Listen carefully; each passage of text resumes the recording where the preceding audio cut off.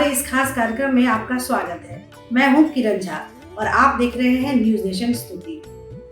हमारे साथ मौजूद हैं पंडित हरि गोपाल शर्मा जी, जो आज बताएंगे कि चातुर्मास पे यानी कि 4 महीने भगवान विष्णु के शयन पर जाने के बाद से 4 महीने हमें क्या करना चाहिए, क्या नहीं करना चाहिए, किन बातों का ध्यान रखना चाहिए और किस विधान से पूजा पाठ करना चाहिए। तो हरि जी, सबसे पहले तो आपका स्वागत है। राधे राधे। राधे राधे। सबसे पहले ये बताएं हमें कि चातुर्मास होता क्यों है, लगता क्यों है? देखिए, भगवान विष्णु के देवशयनी एकादशी का आषाढ़ मास की जो शुक्ल पक्ष की एकादशी है वो देवशयनी एकादशी। जैसा कि नाम से स्पष्ट है, इस एकादशी पर भगवान श्री हरि 4 महीने के लिए शयन पर चले जाते हैं और देवोत्थापन एकादशी जो कार्तिक मास के शुक्ल पक्ष की एकादशी होती है, उस पर भगवान श्री हरि योग निद्रा से उठते।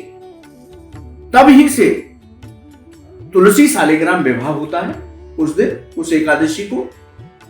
और देवोत्थापन एकादशी तक 4 महीने कोई भी शुभ और मांगलिक कार्य हमारे सनातन धर्म में नहीं होते।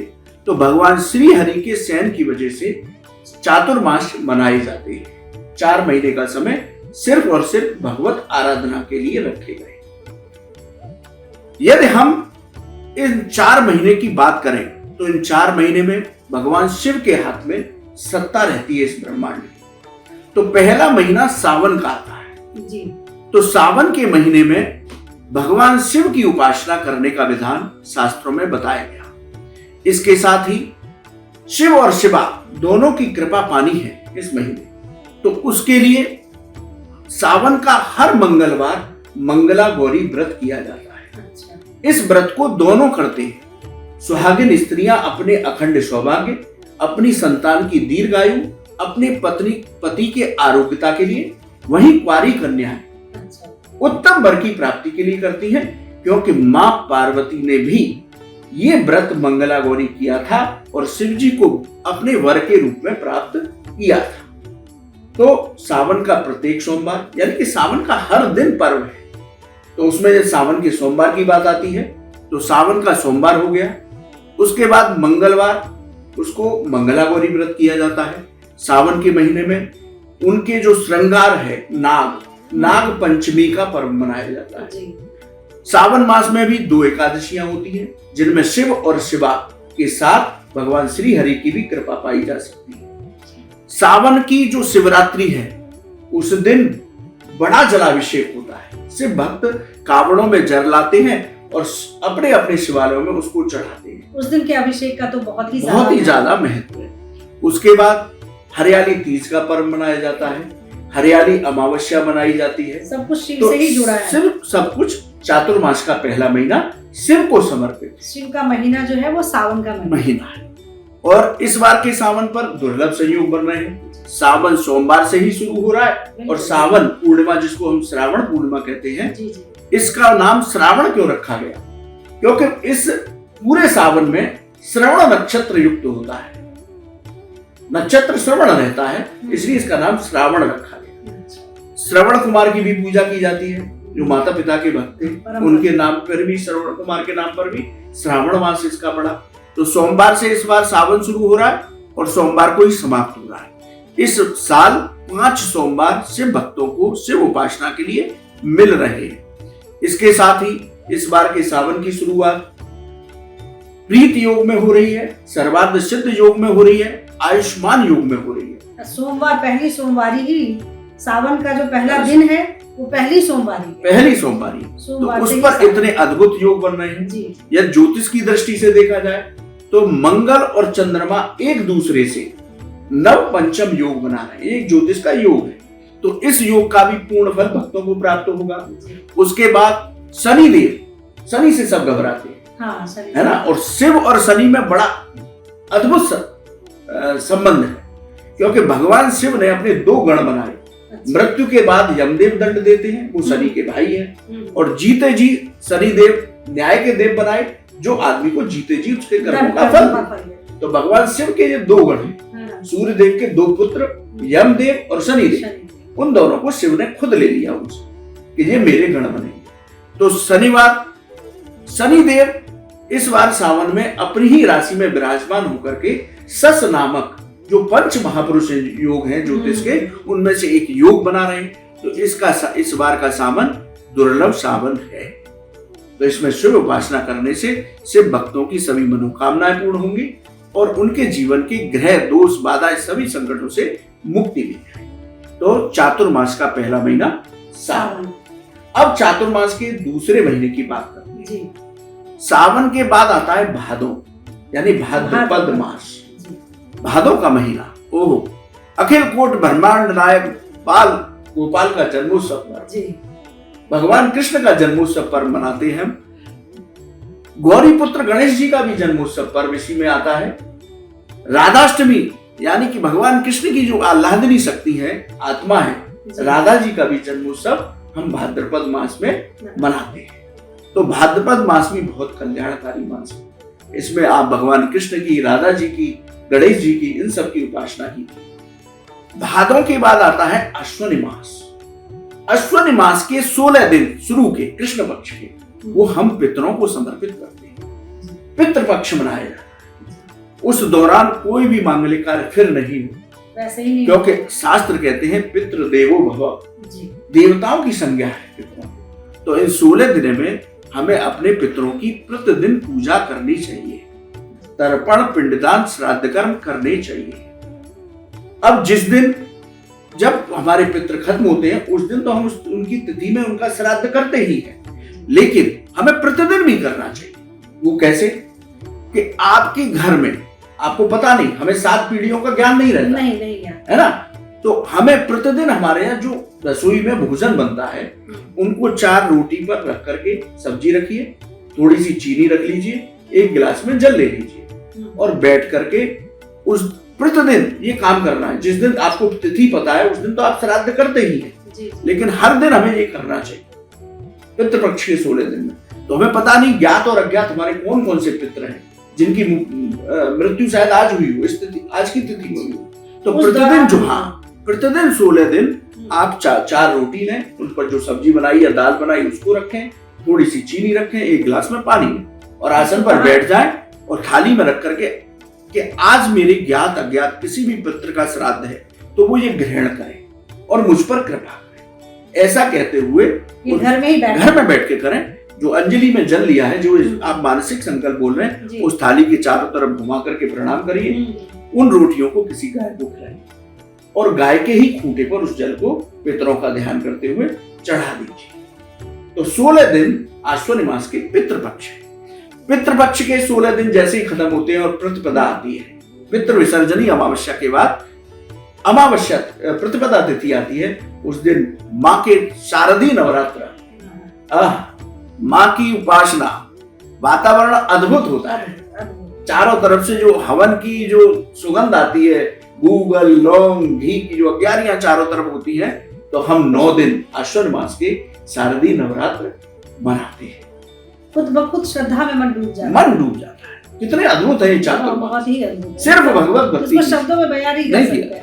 अब जैसे ही अश्विन मास खत्म होता है तो एक उमंग जो माँ ने दी है वो बनी रहती है और हम कार्तिक में प्रवेश करते हैं।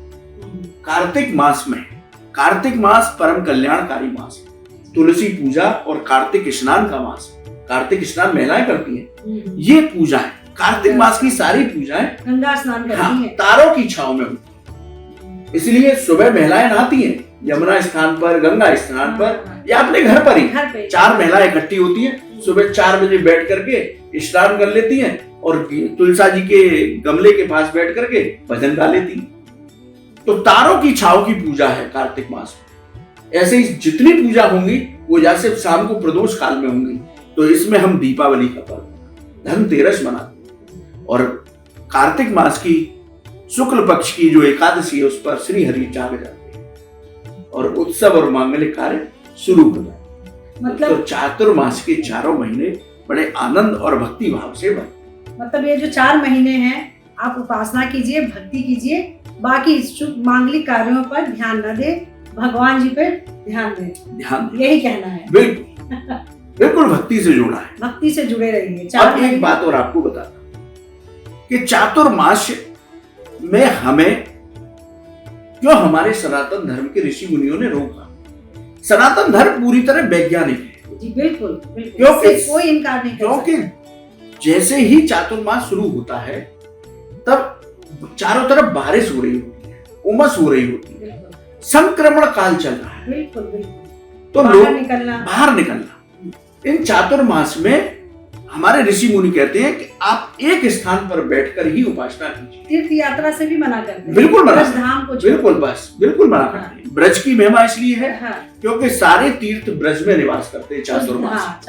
तो आपको बाहर निकलने से रोका, बिल्कुल शरीर की इम्यूनिटी भी डाउन हो जाती है। इतने वैज्ञानिक तथ्य हैं हमारे पत्तेदार सब्जियों में कीड़े लग जाते हैं, इसलिए मना ही है, पत्तेदार सब्जी आप नहीं खाएं। हाँ, तो ऋतु फलों पर रहते हुए इन 4 मास को निकालना चाहिए। 4 मास का सबसे बड़ा व्रत क्या किया, कहा कि अपनी किसी एक प्रिय वस्तु का त्याग कीजिए। जी बिल्कुल, ऐसा कहा जाता है। ये संकल्प लीजिए कि ये मेरी सबसे प्रिय वस्तु है, इसे मैं त्याग रहा। ये संकल्प लेकर के चातुर्मास करना और जीवन पर्यंत फिर उस वस्तु को टच नहीं करना, ये सबसे बड़ी तपस्या बताई गई। तो अपनी प्रिय वस्तु का त्याग कीजिए। तो संक्रमण से बचने के लिए हमारे ऋषि मुनियों ने कहा कि मांगलिक कार्य करेंगे आप, भट्टी चलेगी, चीजें सड़ जाएंगी, बुस जाएंगी, उनको खाएंगे, फूड पॉइजनिंग होगी। तो इसलिए भी वैज्ञानिक तथ्य इसके पीछे। इन 4 महीनों में हमारे ऋषि मुनियों ने सारे मांगलिक कार्य निषेध कर दिए, जिससे कि लोग बचे रहे बीमारियों से। थोड़ा सा तामसिक जो भोजन है ना, वो भी इसी से वैज्ञानिक तथ्यों से ही जुड़ा है। क्योंकि सावन के महीने में, बारिश के महीने में थोड़ा सा उसको वैसे भी सही नहीं मानते, सेहत के लिए भी सही नहीं मानते। तो आयुर्वेद की दृष्टि से भी तो इन 4 महीनों का वैज्ञानिक आधार भी है। ये है बात। तो ब्रज का विशेष महत्व है। आप ब्रज में जाइए, आपके कोई गुरु हैं, उनके आश्रम में रुकिए, उनके सानिध्य में बैठ करके भजन करें। इस 4 महीने में कुछ खास ये एक है क्या कि इनकी पूजा कीजिए या इनकी आराधना कीजिए, ऐसा कुछ है क्या? बहुत उत्तम प्रश्न किरण जी। हमारे शास्त्रों में इष्ट देव की बात कही गई जी। इष्ट देव कौन होते हैं? आप हमारे जितने भी इस चैनल पर जुड़े हुए श्रोता हैं वो भी इस बात को सुने कि हमारे शास्त्रों में 3 चीज एक ही बताई गई, जीवन में दूसरी नहीं होती। उनमें है एक माता पिता जी। आप माता पिता को दूसरा नहीं बना सकते। तो जीवन पर्यंत आपके एक ही माता पिता रहते हैं। दूसरा आपका इष्ट देव, वो जीवन पर्यंत एक ही रहता है। तीसरा आपका सदगुरु भगवान, यानी कि आपके शिक्षा गुरु तो बहुत हो सकते हैं। जिनसे आपने ए बनाना सीखा वो आपका शिक्षा गुरु, जिससे आपने साइकिल चलाना सीखा वो आपका साइकिल गुरु है, जिससे आपने टाइपिंग सीखी वो आपका टाइपिंग गुरु है। तो आपके शिक्षा गुरु तो कई हो सकते हैं, लेकिन जो हमारे सनातन धर्म की जो बात की जाती है, अज्ञान तिमिरांधस्य ज्ञानांजन शलाकया, जो ऐसा सदगुरु भगवान जो हमें भगवत भक्ति की ओर ले जाए, ऐसे गुरु की प्राप्ति मुझे हो। तो गुरु जीवन में बहुत सोच समझ करके बनाइए, किसी को देख करके, किसी को फॉलो करके मत बनाइए। और गुरु की प्राप्ति बहुत बड़ा सब्जेक्ट है ये। तो आप जब अपने इष्ट के चरणों में, जो मैंने बताया ना, इष्ट एक होता है। अब इष्ट कौन होता है? जिससे आपको तारतम्यता जुड़ती है। किसी की शिव जी के साथ जुड़ती है जब कष्ट का समय आता है, कोई हनुमान जी को याद करता है, कोई माँ दुर्गा को याद करता है, कोई श्री हरि को याद करता है। तो कष्ट के समय या हर वक्त आपका तारतम्य जिस देवता के साथ जुड़ता है वो आपके इष्ट होते हैं। तो इस चातुर्मास के अंदर हमें अपने इष्ट देव की आराधना, उनके मंत्रों, उनका सुबह अभिषेक कीजिए, उनके मंत्रों का जाप कीजिए, उनके चालीसा का पाठ कीजिए जितना ज्यादा से ज्यादा हो सकता है। सुबह भी पूजा करिए और संध्या काल में भी पूजा करिए। तो हमें अपने इष्ट देव का पूजन करना चाहिए। ये पूजा का विधान रहता है 4 महीने। तो आपने देखा, सुना, समझा कि चातुर्मास में क्या क्या चीजें हमें करनी चाहिए और क्या नहीं करनी चाहिए। और हर किसी का, जितने भी धर्म ग्रंथ है, हिंदू धर्म ग्रंथ है, उन सबों का वैज्ञानिक आधार भी है। आज भी उसकी प्रमाणिकता जो है वो सिद्ध होती है। तो पंडित जी, आप स्टूडियो में आए, इतनी अच्छी अच्छी जानकारी दी, इसके लिए आपका बहुत बहुत शुक्रिया। किरण जी, बहुत बहुत धन्यवाद। और आपके चैनल के सभी दर्शकों से कहेंगे, आप लगातार हमारे साथ जुड़ते रहिए। हम ज्योतिष और धर्म से संबंधित इस तरह के विषय आपके बीच में लाते रहेंगे, जिनकी गूढ़ और रहस्यों की जानकारी आपको देते रहेंगे। जी धन्यवाद। न्यूज नेशन अब व्हाट्सएप पर खबरों के ताजा अपडेट के लिए न्यूज नेशन के इस QR कोड को स्कैन करें।